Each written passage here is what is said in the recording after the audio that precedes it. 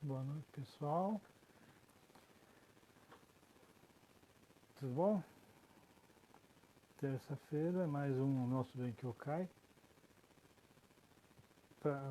Como sempre, estou entrando alguns minutos antes, checando para ver se as coisas estão em ordem aqui, tá, gente? Se alguém já estiver conectado, pode mandar mensagem para ver se consigo ler mensagem aqui, tá, gente?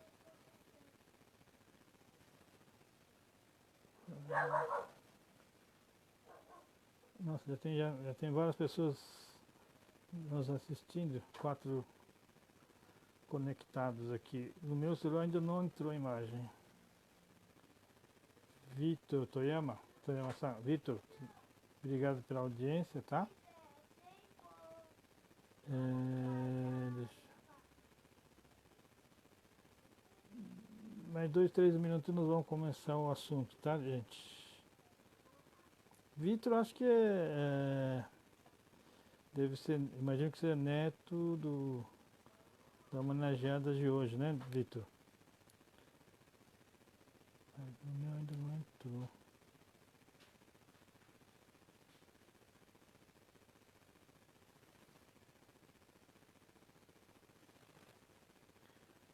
Bom, hoje, a pessoa deve ter percebido, eu estou com uma camisa, depois vai ser um dos assuntos hoje, tá? Essa camisa que estou usando.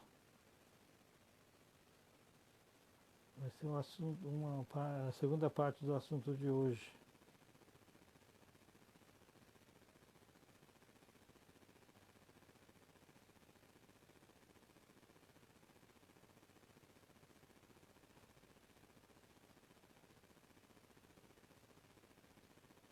Bom, gente, os que puderem mandar mensagens, eu agradeço, porque depois eu respondo tudo quando for perguntas, né? E também, como sempre, estou aceitando sugestões de assunto. Como a gente tem feito bem que eu caio em duas partes. Primeira parte sobre tradução de textos já existentes, né? E depois, segunda parte, algum assunto que eu julgar, quando eu acho que é um assunto interessante, curioso para o pessoal, eu trato na segunda parte. Mas se alguém tiver sugestão de assuntos, né? Inclusive várias sugestões já foram cotadas. Eisaku, fiz algum tempo atrás, sobre aquele monumento do Jinkai lá do Diadema também. Então caso alguém tenha algum assunto, né? Que gostaria que eu abordasse aqui, é só me avisar que na medida do possível, vou tentar sempre é, reproduzir aqui, tá bom? Ah, a dimensão também. Hoje eu estou conseguindo ler texto, gente. Vitor, né, com a família do João Tiro, a dimensão. Então, muito bem-vindo todos vocês, né? Pela audiência. Bom,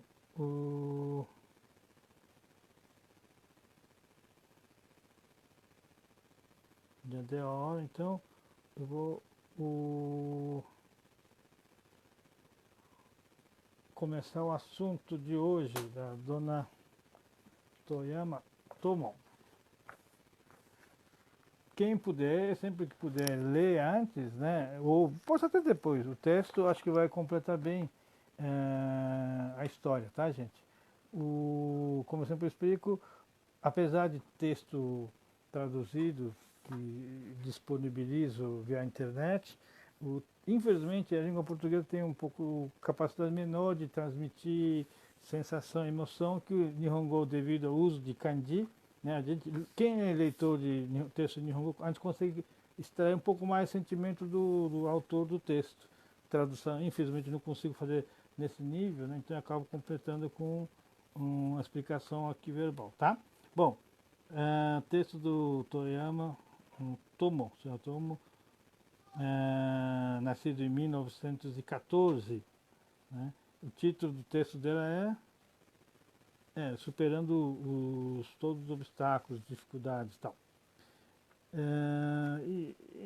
Curioso, né? Já são 6 ou 7 pessoas que eu relatei vida do passado, e muitos deles têm uma situação muito parecida com dela, né? Os pais ou no Hawaii, migrando para o Hawaii, para Filipinas, outra região. Você vê como em Kim tinha muita gente que saía do país para tentar vida lá fora, tal, né? Característica muito forte da nossa cidade de Kim, tá? Bom, eu estou mostrando disso que quando ela tinha 5 anos de idade, né? O pai chamou a mãe, então a mãe foi embora, né? E foi criado por Di-chan, que diz Di-chan. O Di-chan que eu criou, mas sempre com a ajuda, o dinheiro que o pai mandava, então não passava dificuldade financeira, né? A família dela tem o sobrenome Adifu, o pai dela chamava Adifu Kamesuke, né? Só que essa situação fez com que ela tivesse uma situação complicada, né? Ela foi conhecer o pai com 52 anos de idade, já bastante adulta e tal, e só assim ela conheceu o pai, né? Aí ela conta rapidamente sobre o fase do casamento. Com 20 anos casou com o Toyama Shinbei e logo nasceu a filha. Em 1935, o marido viaja, emigra para o Brasil, deixando a esposa e a filha muito recém-nascida, pequena, para ser chamado depois. E 3 anos depois, a mãe com a filha, criança, são chamadas e vêm para o Brasil. Só que ela conta de que bem justo na época da viagem, tinha saído de Okinawa para ir para o Tóquio, na verdade não é Tóquio, é Kobe, né? Onde tinha esse centro de treinamento dos imigrantes. Todos os imigrantes iam para aquele centro, ficavam uns dias, né? Dependendo do destino de treinamento, e os exames médicos para ver quem tinha condição de viajar. Nesse período, ela conta rapidamente de que tinha tanta chuva que inundou toda a região, e como o centro era uma construção grande, totalmente de concreto, acabou virando abrigo para a população local. Mas o que ficou uma semana hospedado no Kaikan, Fujinkaikan, né? E recebeu um treinamento, fez o exame médico, e nesse período a filha, Dona Hatz, que imagino que esteja ouvindo agora, aqui no texto eu fiquei meio preocupado de traduzir. Tem uma doença aqui no Nihon conhecida como Hyakunitseki. É uma espécie de tosse. Tradução pé da letra significa 100 dias de tosse. É uma espécie de doença, mas eu não sei se é contagiosa. Só que não seria tipo asma, que não seria bem asma ou bronquite, mas uma doença que dava muita tosse, e ficou com receio de viajar. Inclusive o tio dela, Matsuzo-san, que morava em Tóquio, recomendou: olha, nessas condições é melhor você voltar para casa, né, do que viajar. Mas como ela já tinha saído de Okinawa, tá, decidiu prosseguir a viagem. E para complicar mais um pouco, no navio a filha acabou contraindo sarampo, né? É que as condições de navio imigrante da época ainda provavelmente é um pouco mais difícil. Quando eu vim para o Brasil em 72, já era bem melhor as condições e tal, mas na época imagino que os próprios navios não tinham muita condição até de higiene e tudo mais. Provavelmente deve ser motivo de ter esse tipo de doenças contagiosas dentro do navio. Mas ela prosseguiu e conseguiu chegar sem problema. E aí começa a contar a história da parte dela no Brasil, né? Ela primeiro foi para a região na linha de Sorocabana, Álvares Machado. E primeiro ano ficou na propriedade do Miyazaki-san, um Nikkei que tinha vindo antes, tinha propriedade, e depois um ano no Azuma-san. Só que tudo assim, deve ser de partilha, né? No interior o pessoal chama de meio. Proporção exatamente não sei, mas produzia parte, ia para o dono da terra e o restante ficava com quem tinha plantado.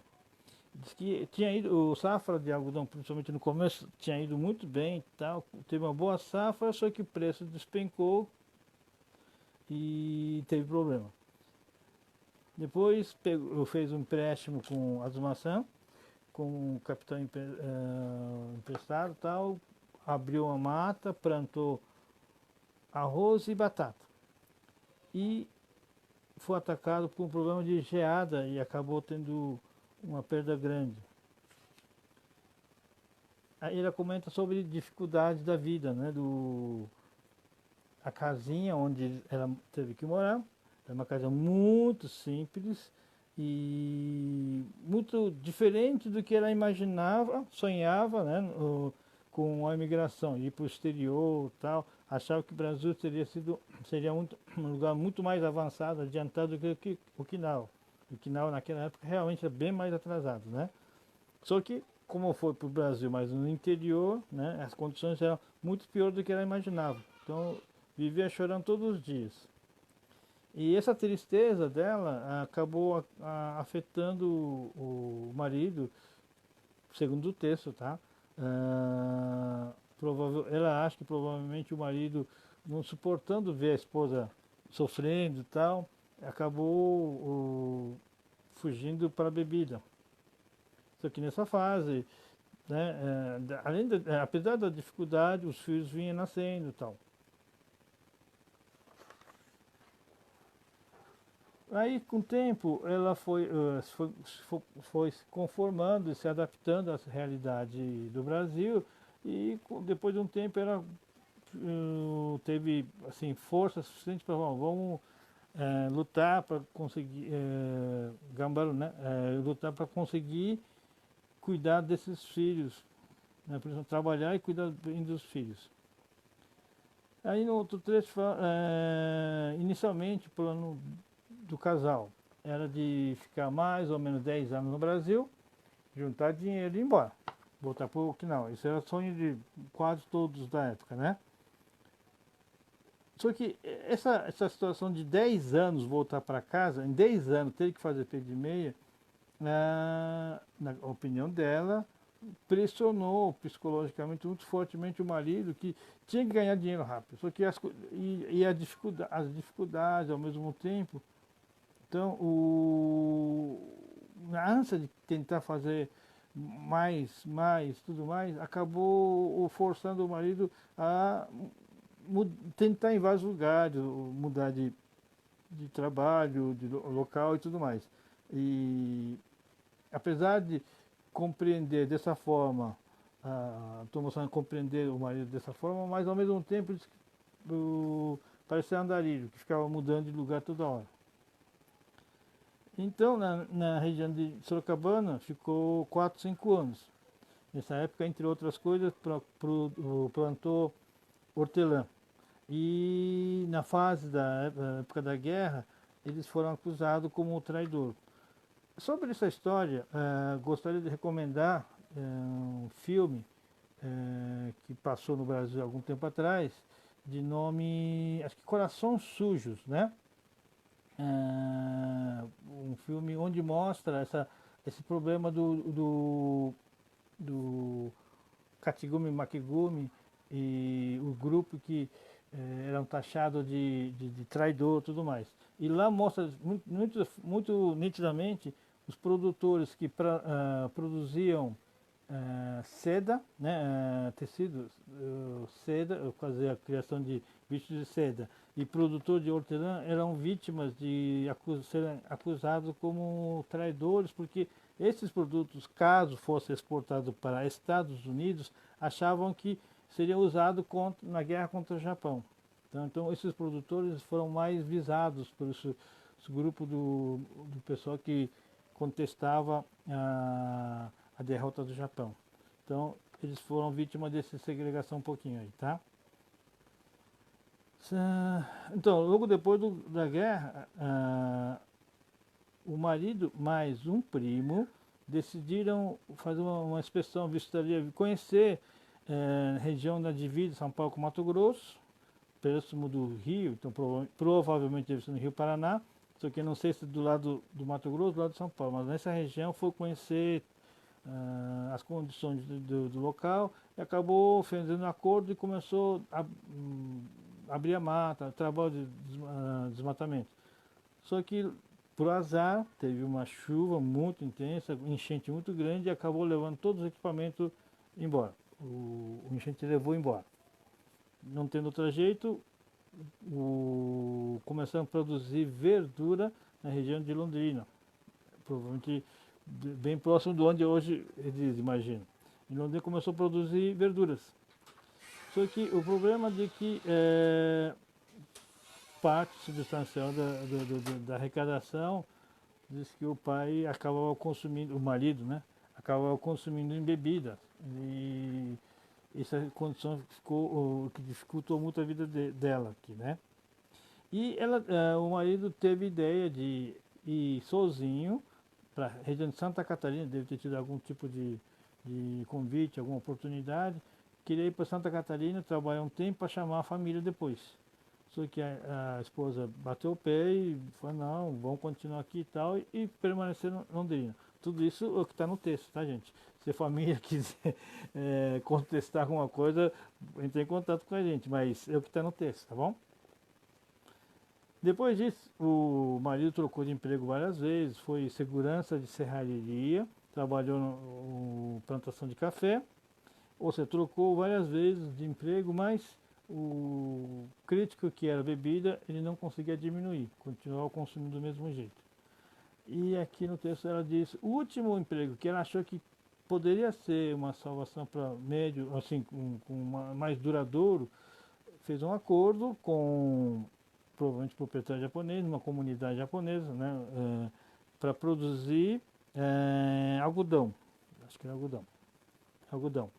E fez tudo de acordo, fez o contrato e tal, ia precisar de 2 ajudantes que iria da cidade para poder trabalhar junto, né, 2 empregados mais o marido. Só que no dia, provavelmente pela descrição parece até o primeiro dia, o marido não voltou para casa, aí dona senhora Tomo foi atrás para ver como que era, né, o que estava acontecendo. Estava previsto retornar para o almoço e ele não voltou. Então ela foi atrás e encontrou o já caído, bebido muito, porque de manhã parece que os empregados que estavam combinados de vir trabalhar, parece que tinham fugido, deve ter brigado, fugido, ele ficou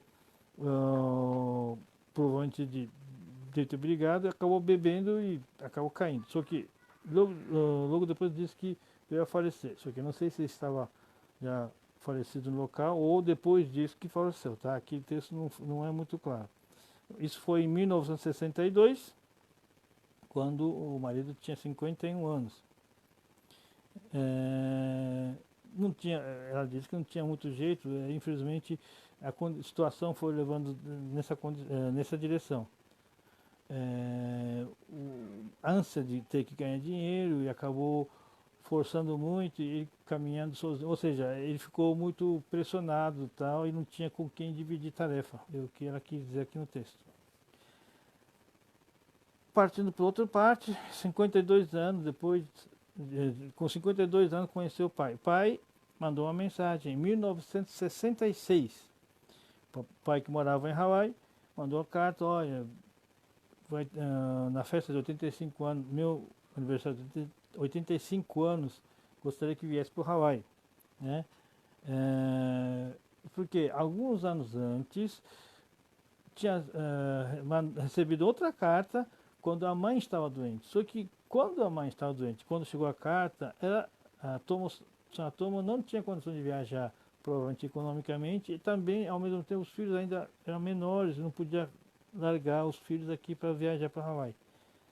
Mas quando o pai mandou carta para ela, para a festa de 85 anos, acabou conseguindo ir. E com 52 anos de idade, conheceu o pai e demonstra aqui a alegria grande, imensa alegria que sentiu e que as lágrimas não paravam de cair e tal.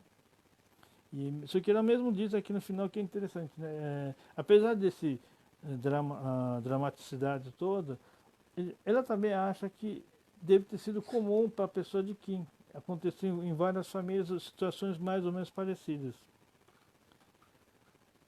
Aí, no final, diz aqui que o marido, enquanto vivo, não teve outro jeito.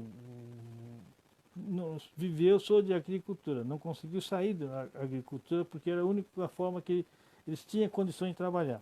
Mas filhos não, filhos nascidos no Brasil, naturalmente falando já fluentemente português, já, vamos dizer assim, socialmente enraizado no Brasil.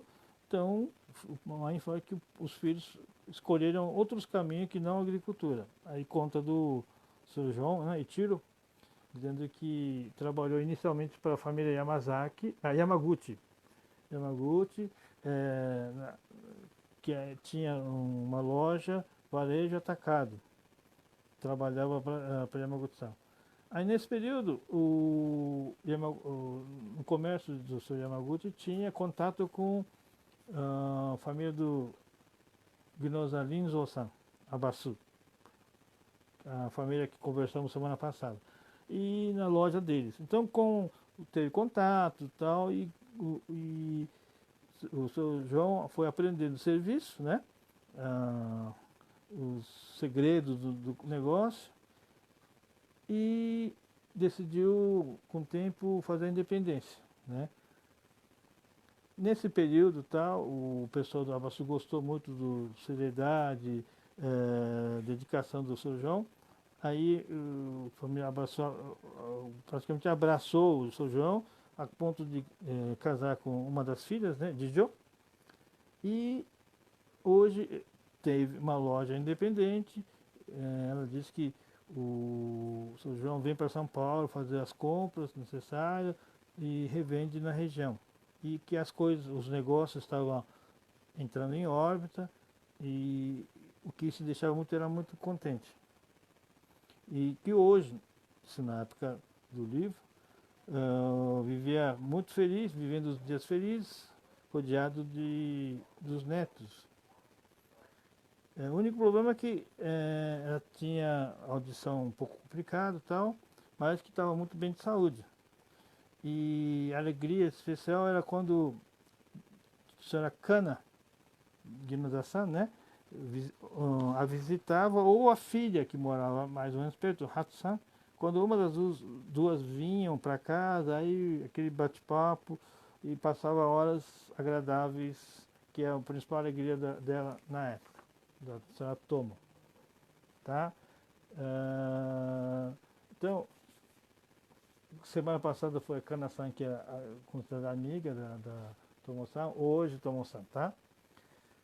E foi isso, primeira parte de assunto de hoje, né?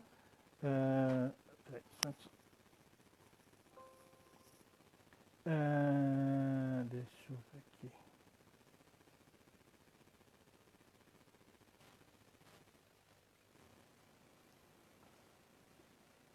Como a família mandou para mim algumas fotos,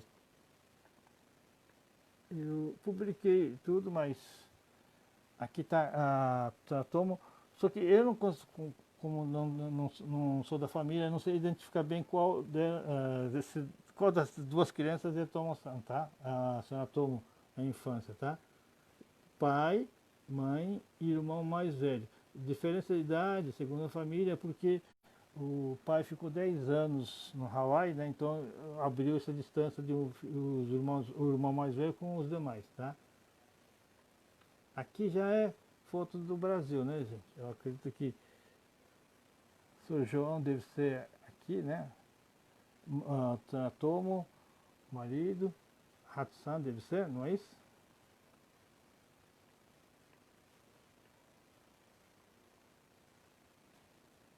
Aqui já seu João, Hatsan, Tomo, os 3 filhos com a dona Hats. E aqui é uma foto um pouco mais recente, né? Dona Tomo, a Hatsu e o seu João.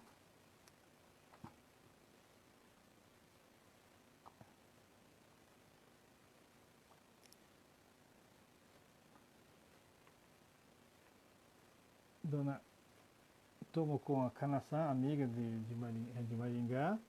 E aqui a família reunida para a festa de 85 anos da senhora Tomo.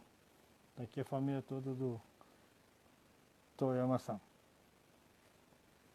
Bom, agora nós vamos para o segundo assunto de hoje, que é assunto que, só para não fugir um pouco do assunto um pouco pesado, tal, de história, né, muito formal, eu resolvi mudar uma coisa, tocando assunto um pouco mais light, tá?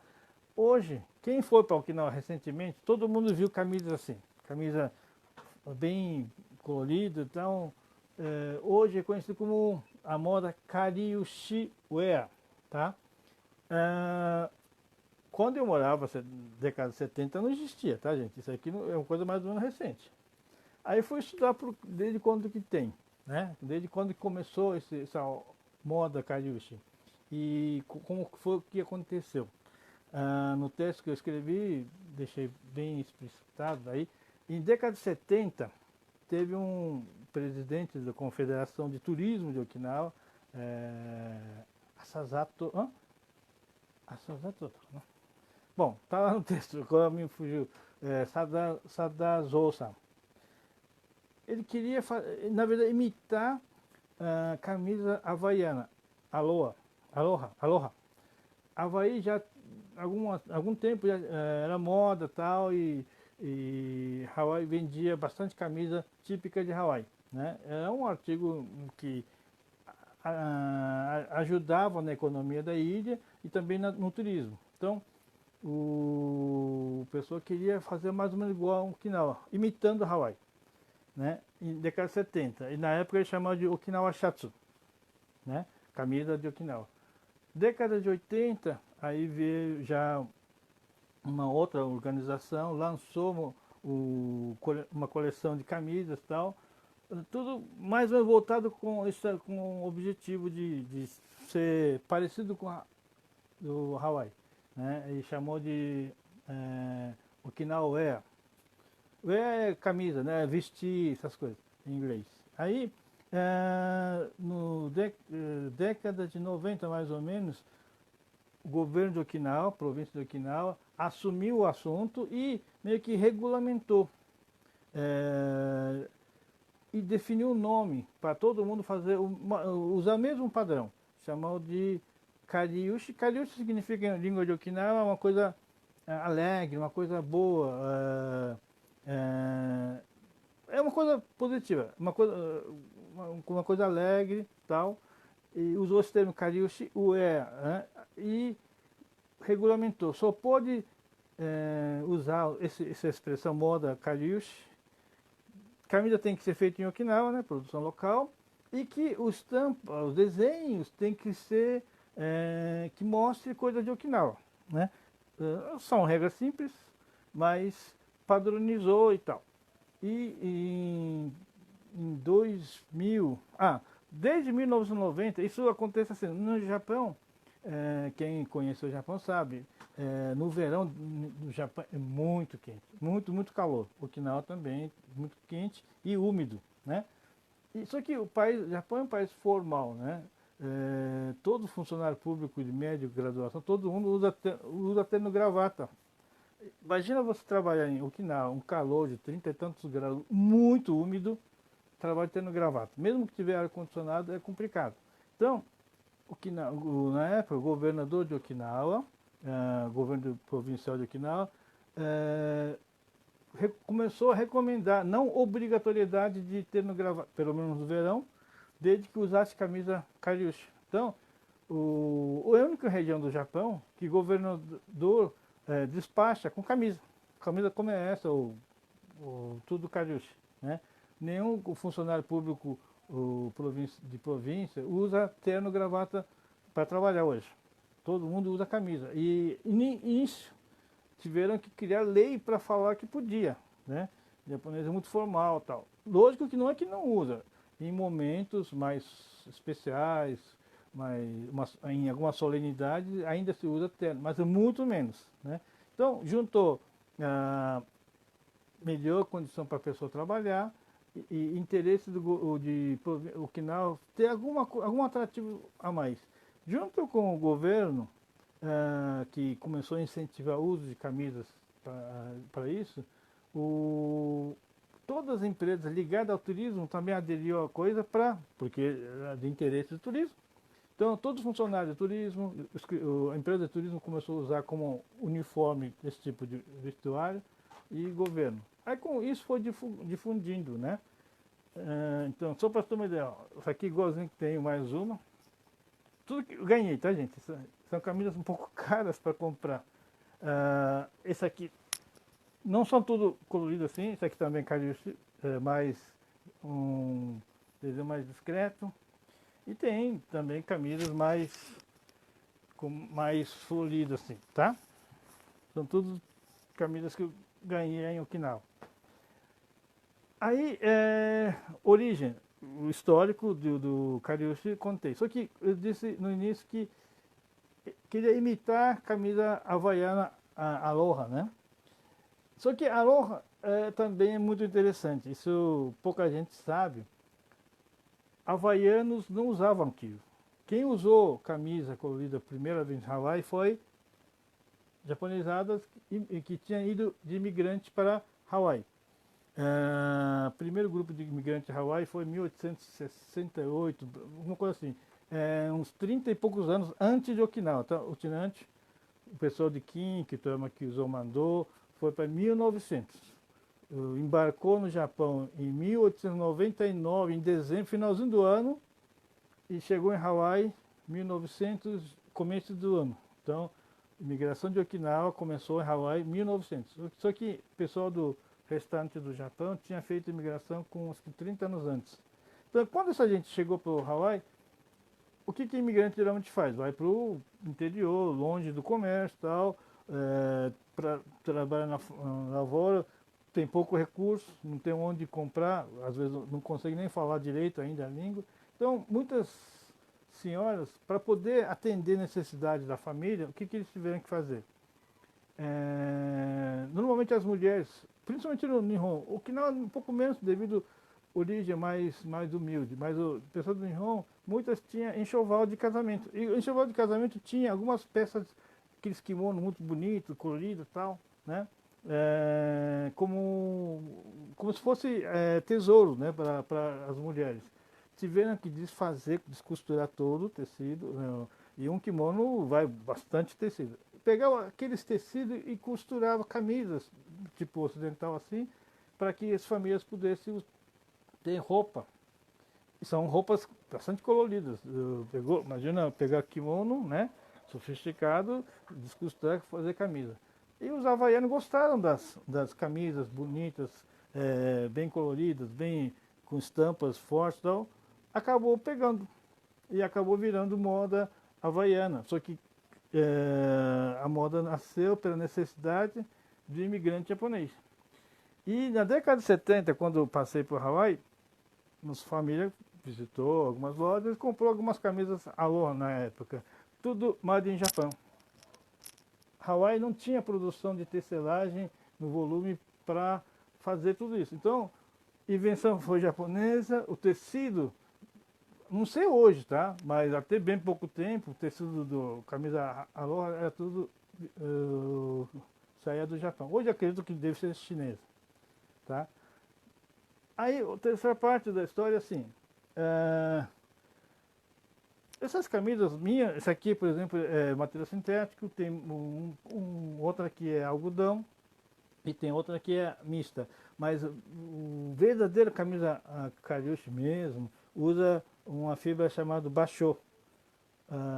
Deixa eu só.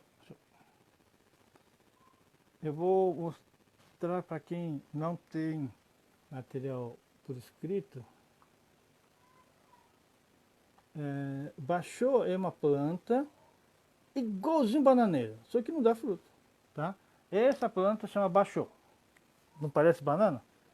Então, essa planta pega o tronco, né? Cozinha, diz que tem que cozinhar com cinza de madeira, tá? Queima madeira, que é cinza, tem que cozinhar junto. E depois bate, tal, aí tira a fibra. E uma fibra um pouco.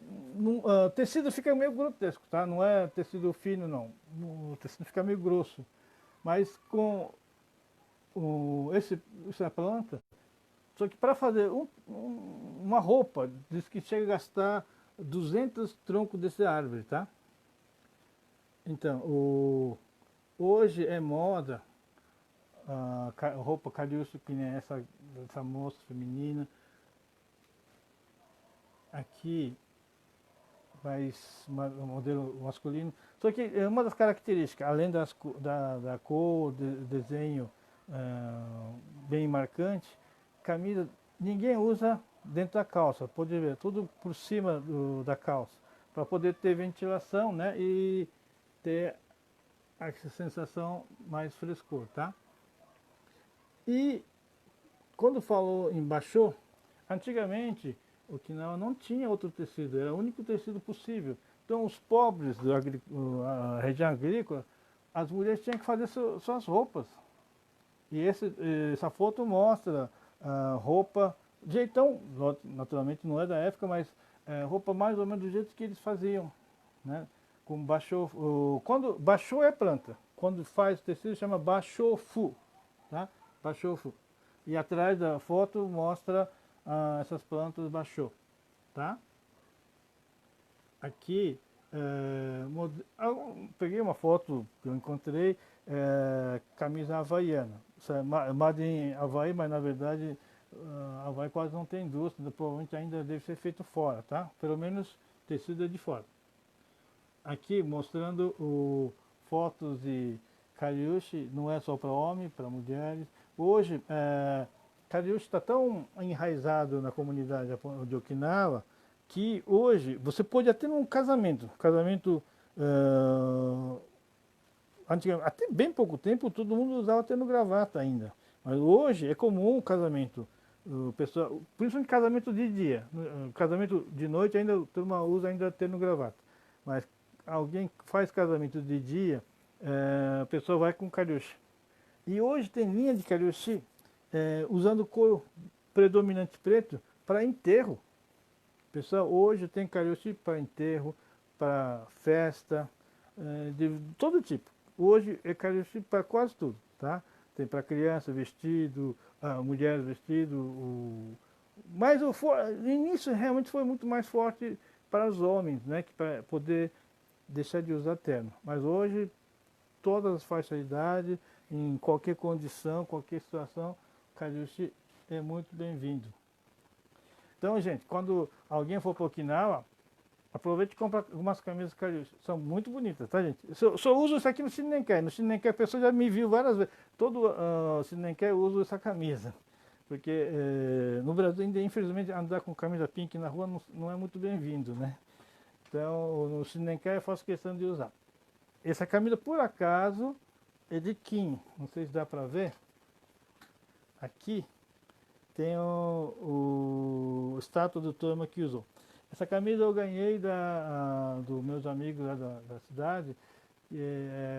Foi encomendado, vamos dizer assim, uma camisa especial encomendado pela Associação Comercial Industrial da cidade. E só tem essa camisa quem é comerciante, pequenos empresários de Kim, né? Mais os amigos que foram distribuídos, tá? Então, como é pink, né? Mas eu acho bonita essa camisa. Acabei ganhando do pessoal lá. Então, quem for para Okinawa, aproveite, compre algumas camisas e dê de presente para o pessoal do Brasil. Turma vai gostar bastante, tá? Assunto de hoje era isso. A primeira parte dessa Toyama Tomo. Segunda parte sobre moda Kariushi, né? E como disse no começo, estou aceitando sugestões de assuntos, né? Principalmente assuntos para a segunda parte, que eu quero tratar de vários assuntos, né? Que enriquece o conhecimento de vocês sobre Okinawa, sobre Kincho Jinkai, tá? Quem tiver manda mensagem, eu vou ver, naturalmente, estudar possibilidades. Por semana que vem, muito provavelmente devo fazer alguma coisa sobre centenário. Nós fizemos grande festa de centenário, 2012. Talvez eu conte sobre os bastidores de um evento daquele magnitude, as dificuldades e trabalho que muitos tiveram que fazer e tudo mais, tá bom? Mas estarei estudando aí durante o decorrer da semana. Obrigado por mais um Benkyokai que vocês nos acompanharam, né? E até terça-feira. Até mais.